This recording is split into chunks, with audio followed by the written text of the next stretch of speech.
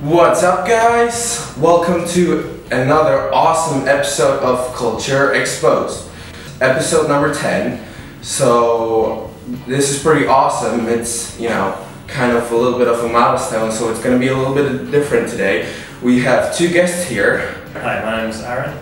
Hi, my name is Katrin. Today we're going to be talking about life here in the land of fire and ice. Yeah.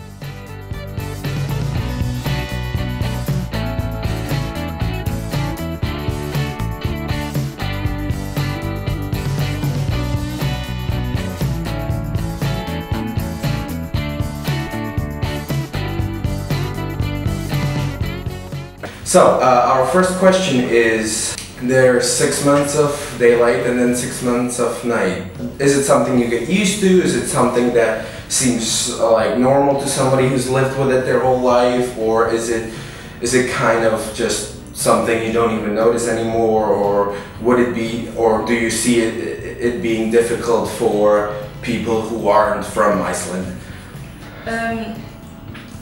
Usually you have to agree with like a very thick curtains at the summertime, because when you go to sleep then it's bright and you wake up and it's bright, so usually it's a little bit hard to, maybe after winter, to get used to it, but you get used to it after like after a couple of weeks. Yeah, a couple of weeks, yeah, but I like it when you go out like partying and everything, it's always bright, so.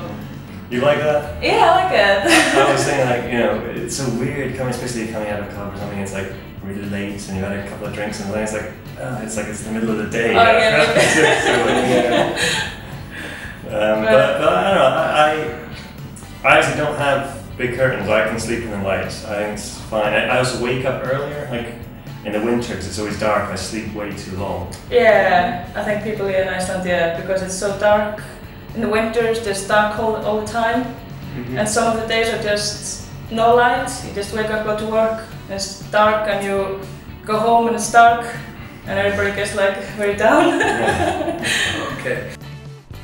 Iceland is a beautiful country with an area of around 39,000 square miles. Its capital city, Reykjavik, is the most northern capital in the world. Reykjavik has a population of 125,000, about a third of Iceland's 325,000. The same amount of people live in around 11 square miles of New York City. Most of Iceland has very modern architecture, one of the prime examples being the Harpa Concert Hall. And that ties into our second question, is because there's 6 months of night, are there any things that people here in Iceland resort to in terms of, oh, it's night, let's just do this? On the internet a lot, I guess. We use a lot of fireworks, like. Do you find yourself sleeping longer during winter? Yeah, I think so. If people like on Facebook, they're talking about they don't like going to work when it's dark, and also just go home when it's dark. You don't see any lights, so you maybe get a little more sleepy and tired. Fireworks. So if you're here, if you're here in winter, you can watch out for those. Yeah, and also the northern lights. Yeah. That's great. Yeah, those are pretty cool. So there's things to watch. If it's something out there exploding or your computer, you've got something to watch. Iceland is also called the land of fire and ice due to its vast contrasts of active volcanoes and humongous glaciers. All of Iceland was created through volcanic activity. This also generates Iceland's black beaches, which are tiny fragments of lava. The glaciers, on the other hand, are mountains of thousand-year-old ice surrounded by water and icebergs. Only about 10% of the icebergs are above water, and their color is more blue as rain increases.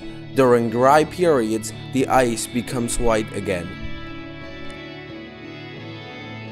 Moving on to our third question is fashion. So for me, as not being from Iceland, it struck me that there's a really different fashion trends here in Iceland, and I saw that like facial hair and beards are kind of in, and everybody, and obviously because of the cold, everybody clothes heavier, but and they have heavier jackets and everything. But everybody here just on the street, they look like they're about to go rock climbing. Just just throwing it out there. What is like the most, you know, Icelandic type of clothing, I guess?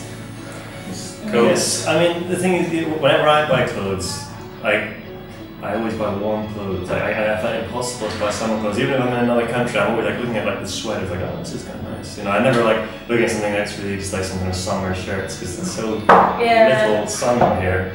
But that's me, maybe me, I guess. I mean, that's Icelanders are, you know, they're pretty fashion conscious, and you know they. Yeah. But I think a lot of Icelandic people looks the same because it's so small, and when it comes to one trend, everybody goes and buys the same clothes. Mm-hmm. Yeah, so it's a very small country too. But a lot of the people you might be seeing outside now, it's the summer, and there's so many tourists in Iceland that a lot of people you might be seeing might actually be wearing clothes to climb mountains because they're just tourists who are just going to a trip. Like, you know, especially downtown, you're probably more likely to see tourists than Icelanders at the moment. Yeah, it's also been a very cold summer, so many people probably like have heavy jackets and. One of the most amazing things in Iceland are its waters. Icelandic seas are homes to large amounts of sea life, including many types of whales. Some of the most common species seen are the humpback whale and the minke whale. While sea life in Iceland is pretty abundant, the water itself is quite remarkable. Almost all of Icelandic water has minerals and nutrients naturally present. Some of the best feats the Icelandic waters can perform are the geysers. The water within these giant holes is around 80 to 100 degrees Celsius and jumps many meters above people's heads. Obviously, Iceland, there's a lot of cool nature, and so our fourth question will be the favorite place to visit in Iceland. It's always better to ask somebody who's grown up here what strikes you as the best thing to go see. Yeah. I mean, glaciers are really fun. If people come down, I'd recommend go snowmobiling. That's really, really fun. Mm-hmm. You know, you can get a guide and go, machines that go really fast and in the snow, and especially when it's like good weather up there. I've been twice recently, and the first time it was like really good weather. It was like beautiful sunshine, and then it's so light because the sun reflects off the snow and everything's really light.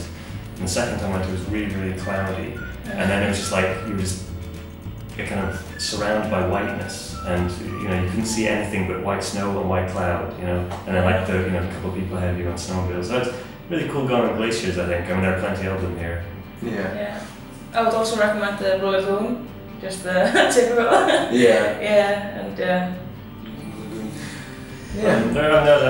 there's just lots of nature here, so people, And the West Fjords that's a nice part of Iceland to go visit. That's like the kind of, you know, Iceland's like a circle and it's got a head that kind of sticks out there at the top of it. That's a really beautiful part to see.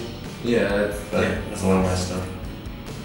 Also, what I noticed very interesting things like out in the middle, sometimes there's the black beaches, and also at some parts it's everything's just kind of black and there's just one road. And it's really cool. It's like, oh, this looks like a great place to film an apocalypse movie. Oh yeah, that's why a lot of films are taken up in Iceland. So it's really cool. There's a lot of landscapes, and it makes you feel really like Hollywood style. After the thrill of these amazing geysers, people can relax in the Blue Lagoon. The Blue Lagoon is a man-made geothermal spa. Its salty water is pushed from underground by a geothermal plant and thus has natural minerals like silica and sulfur. Every couple days, the water is completely renewed within the spa. The average temperature of the spa is around 39 degrees Celsius, and its waters help heal skin diseases like psoriasis. On top of its medical uses, it is very relaxing, and thus it attracts many tourists.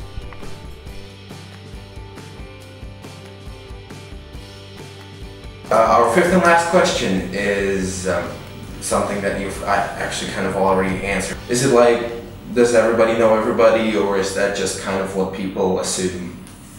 When you go out, you usually meet someone that you know, but you don't know everybody. But usually you know somebody that knows somebody, and everybody's connecting. So you almost always find a connection if you try, you know. And I mean, it's a small country. I mean, everybody in Iceland, for example, you know, it's on first name terms. Like, you know, if you're in school, you call your teacher their first name. You call your boss's first name. You know, there's no kind of Mr. this and Mrs. that anymore, because it's, I don't know. I guess very close, It's like a large kind of family network. Is there anything else that you think is really worth mentioning about Iceland, or? I would recommend the food here. The food? Yeah, the restaurants in Iceland are very good, and everyone in Iceland loves ice cream. Yeah, there's So that's good stuff. Ice cream and probably some kind of seafood, right? Oh yeah, seafood and lamb. Yeah, it's really Icelandic.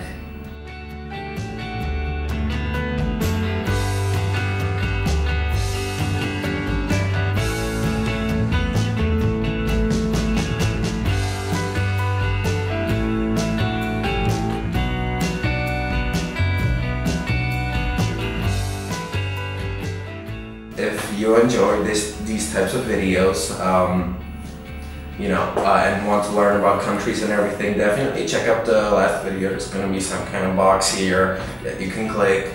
The last one was about Ayurveda, which is a way of healing in India, so that's pretty interesting, so check that out. We would encourage you to like, share, subscribe, check out our Facebook, Twitter and everything. It's pretty cool. It's Eagle 3 Films if you don't know yet. We upload every Monday, so there's going to be another video next Monday, so please wait to check that out. This is Culture Exposed. I'm Christian. These are our guests. Pretty awesome, and we will see you next Monday. Goodbye. Bye.